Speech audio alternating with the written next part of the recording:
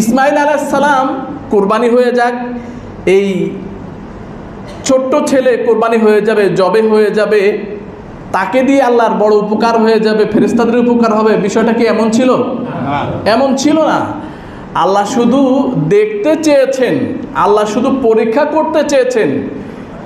ইন্না হাযা লাহুয়াল বালাউল মুবিন, স্পষ্ট সুস্পষ্ট একটি পরীক্ষার মাধ্যমে আল্লাহ পাক ইব্রাহিম আলাইহিস সালামকে দেখতে চেয়েছিলেন, পরীক্ষা করতে চেয়েছিলেন যে ইব্রাহিম তার জীবনে যা কিছু আছে সব কিছুর চাইতে আমি আল্লাহকে সে বেশি ভালোবাসে কিনা, ঠিক না? তো ইব্রাহিম আলাইহিস সালাম যখন তিনি তার পরীক্ষায় উত্তীর্ণ হলেন, পাশ করলেন, আল্লাহ দয়া করে কি করলেন? জান্নাতি দুম্বা দ্বারা কোরবানির এই সুন্নাত সিস্টেম চালু করে দিলেন। প্রিয় আপনজনেরা, আমরা যে কথা বলছিলাম, ইব্রাহিম আলাইহিস সালামের অবস্থা আর আমাদের অবস্থা, এটা আকাশ পাতাল পার্থক্য না? যদি আমাদের জন্য এমনটা হতো যে তুমি তোমার এই বড় ছেলেকে জবে করে দাও, তাহলে আমার মনে হয় এই সুন্নাহ আমরা কেউ পালন করতে পারতাম না। সম্ভব ছিল? সম্ভব ছিল না। আর আল্লাহ পাক ইসমাইল আলাইহিস সালামকে কেন কুরবানি করতে বললেন?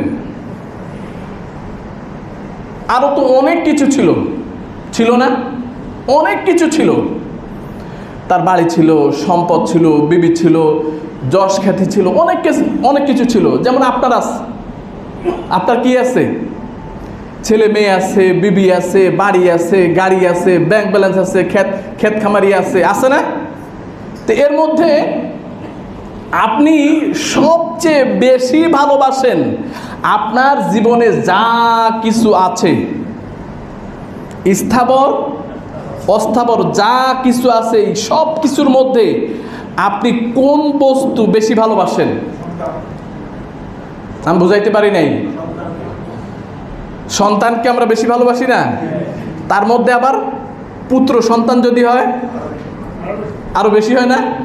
পুত্র সন্তানের জন্য আমাদের মায়া ভালোবাসা একটু বেশি হয় না? তাহলে আমার আপনার যে সম্পদ আছে, এই সম্পদের মধ্যে সবচাইতে ভালোবাসার প্রিয় বস্তু হলো আমাদের সন্তান। অনেক বাবা দেখবেন তিনি মারা যাচ্ছেন, তিনি মারা যাবেন, এ ব্যাপারে তার ব্যথা নাই, এ ব্যাপারে তার চিন্তা নাই। তিনি চিন্তিত যে আমি যে মারা যাব, তিনি বলছেন আমি মারা গেলে আমার ছেলে মেয়েদের কি অবস্থা হবে। তিনি চলে যাচ্ছেন, এটা নিয়ে তার চিন্তা নাই। কিন্তু যাদেরকে রেখে যাচ্ছেন, যে সন্তানদেরকে রেখে যাচ্ছেন, তাদের চিন্তায় তিনি অস্থির। তার মানে সন্তানের জন্য নিজের চাইতেও সন্তানকে বহু বাবা মা আছে বেশি ভালোবাসে না?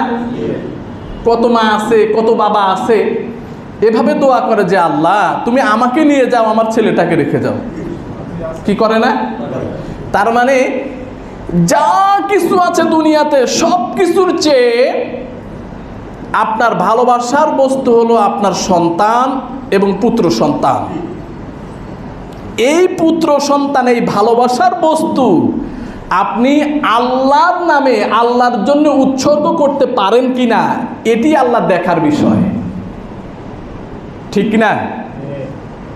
আল্লাহ শুধু দেখতে চান আপনার দুনিয়াতে যত ভালোবাসার বস্তু আছে, এই ভালোবাসার বস্তু প্রাধান্য পায় নাকি আল্লাহর ভালোবাসা প্রাধান্য পায়।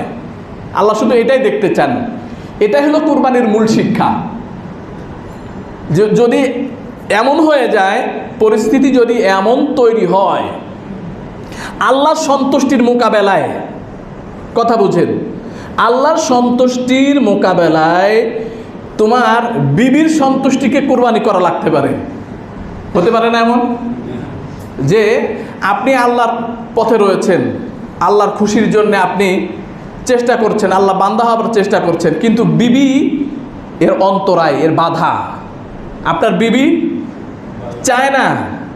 আপনি আল্লাহর গোলাম হতে গেলে বিবি আপনার পথে কি হয়ে দাঁড়ায়? কথা বলেন না কেন? বাধা হয়ে দাঁড়ায়। এখন বিবির ভালোবাসা, আরেকটা হলো আমি বুঝাইতে পারতেছি না, তাহলে একটু বলেন। একটা হলো বিবির ভালোবাসা, আর একটা হলো আল্লাহর ভালোবাসা। আপনি চান আল্লাহর ভালোবাসা, আল্লাহর সন্তুষ্টি, আল্লাহ নৈকট্য। কোরবানির অর্থ কি বলেছিলাম? নৈকট্য, সন্তুষ্টি অর্জন, কাছাকাছি যাওয়া। আপনি চাচ্ছেন আল্লাহর কাছাকাছি যাওয়ার, কিন্তু মাঝখানে বাধা হলো প্রতিবন্ধকতা বিবি। এখন যদি আপনি বিবিকে কাটছাট করে দিতে পারেন, কোরবানি করে দিতে পারেন, বিবিকে